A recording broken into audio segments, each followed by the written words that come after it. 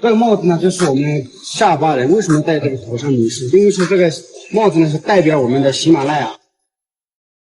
喜马拉雅是咱们海拔最高的山脉，从巴基斯坦到青藏高原，壮丽雪山绵延几千里，大小湖泊星罗密布。世界10大高峰9座落于此，其中4座都在中国西南卓玛的家乡西藏日喀则。除此之外，这里还生活着神秘的夏尔巴人。勇敢是美好的品质，攀爬是刻在血液里的基因。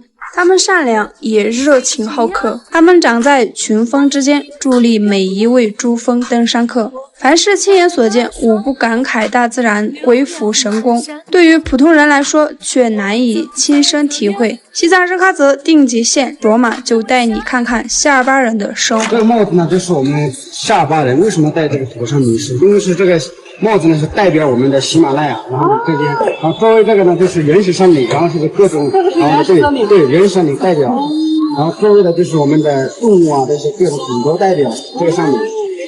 你要不带了好多鱼哦。对，很多人要带上了这个。然后就是统计的嘛，就因为是这个动物、森林都是各种代表。动物、森林、雪山。对，雪山，对。就前面这个周围就是我们雪山白色那个地方。我的汉子先进的。好看吗？好看呀，这个都是金鱼的。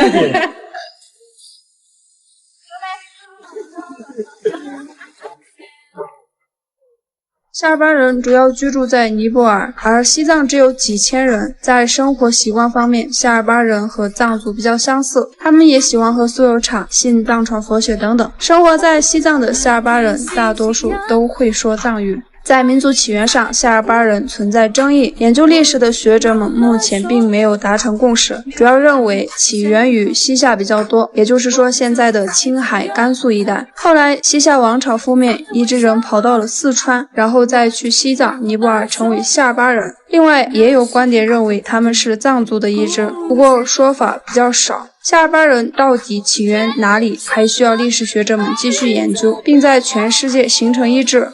就目前来说，生活在西藏的夏尔巴人身份证上民族一栏不是藏族，比如我的夏尔巴朋友丹增写的是其他。类似还有登人、达曼人等等，都是咱们亲爱的同胞。夏尔巴人有着自己的语言，不过在西藏和咱们藏族交流没有障碍，因为他们还掌握了藏语。生活在尼泊尔的夏尔巴人收入的一大来源就是当背夫及向导。全球的探险爱好者都渴望登顶珠峰，那么单打独斗肯定是不行的，夏尔巴人就是很好的伙伴。由于他们祖祖辈辈生活在喜马拉雅山脉，所以对于复杂的地形非常熟悉，也有攀登的丰富经验。1953年，爱德蒙·希拉里成为有记载第一位登顶珠峰的人，陪同他一起的就是夏尔巴人丹增，和我朋友的名字相同，哈哈哈。本来我们也计划一起从珠峰东坡徒步，卓玛第一次挑战极限，不过由于意外情况，这个计划暂时搁置，可能明年再来实现。到时候卓玛可以通过镜头带大家去平时看不到的地方。那么除了登山向导，夏尔巴人还靠啥获得收入呢？大家去看一下夏尔巴好朋友的家里面，他们现在正在炒那个鸡爪骨，像我们炒青稞做糌粑一样。大家去看一下他们是怎么炒的，跟我们的呗都是一样的，是用煤气炒的吗？这里距离尼泊尔只有不到50米。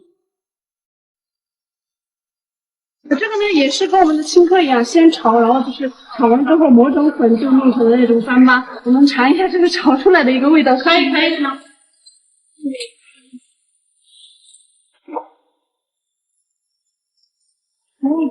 鸡爪骨是西藏夏尔巴人最重要的农作物之一，您之前听说过吗？吃起来像是豆子。